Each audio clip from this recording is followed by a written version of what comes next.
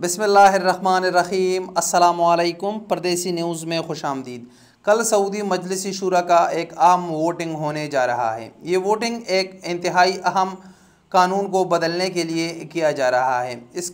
ये एक ऐसा कानून है जिसकी वजह से सऊदी अरब का एक मुनफरिद नाम है पूरी दुनिया में। इससे पहले भी कई दफ़ा इस कानून को बदलने की कोशिश की गई, लेकिन हर दफ़ा ये कोशिश नाकाम रही है।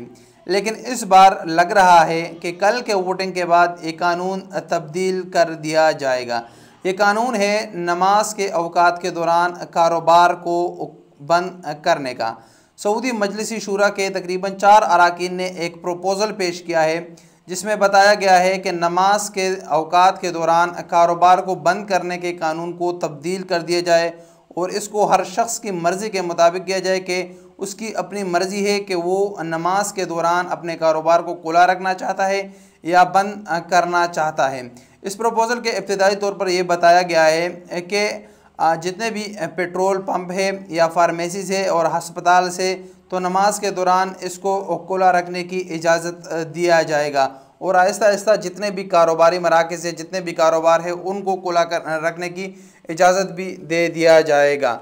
यहाँ पर आपको पहले बताता चलूँ कि सऊदी अरब में जो नमाज के दौरान कारोबार को बंद करने का कानून है, ये पहले कुछ इस तरह था कि जैसे ही अजान हो जाती थी तो तमाम कारोबारी मराकज़ बंद कर लिए जाते थे और अमर बिलमारूफ़ व नही अनिल मुनकर की जो टीमें थी वो पेट्रोलिंग करती थी, वो गश्त करती थी और पहले वो स्पीकर पर वार्निंग देती थी कि दुकानें भी बंद करें और जितने भी लोग थे, मुसलमान थे, उनको मसाजिद में जाने की तरगीब देती थी और उनको कहीं पर रास्ते में बैठने की या घूमने फिरने की इजाज़त नहीं थी। अगर कहीं पर भी आपको पकड़ लिया जाता तो पहले वार्निंग देते थे, अगर वार्निंग के बावजूद भी आप ना जाते तो फिर वो मुख्तलिफ़ सज़ाएँ देते थे, जिससे वो तमाम अहबाब बखूबी वाकिफ़ है जो पहले से सऊदी अरब में मौजूद है। उनको टाइम ज़्यादा हो गया तो उनको इसके बारे में इल्म होगा और इसके मुतालिक काफ़ी किस्से और वाक़यात भी मशहूर हो जो लोगों के साथ पेश आए हैं। ये कानून इंतहाई अहम है, लेकिन कल इसको तब्दील करने की कोशिश की जा रही है और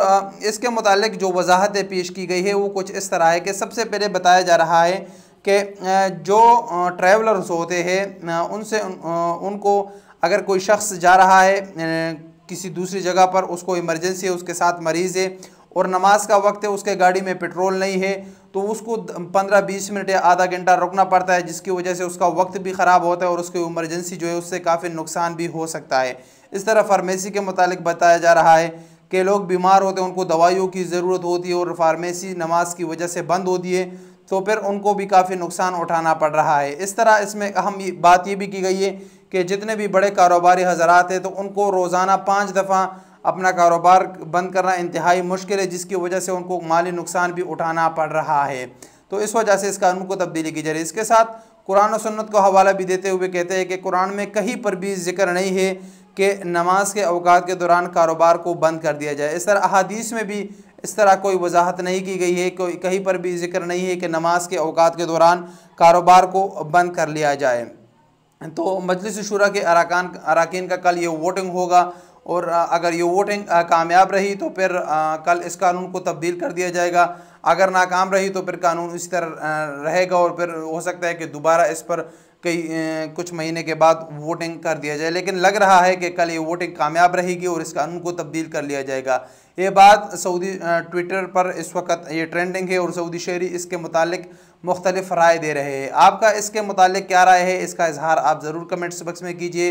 इंशाल्लाह मिलेंगे नई वीडियो के साथ, तब तक के लिए इजाज़त दीजिए। अस्सलामु अलैकुम वरहमतुल्लाहि वबरकातुहू।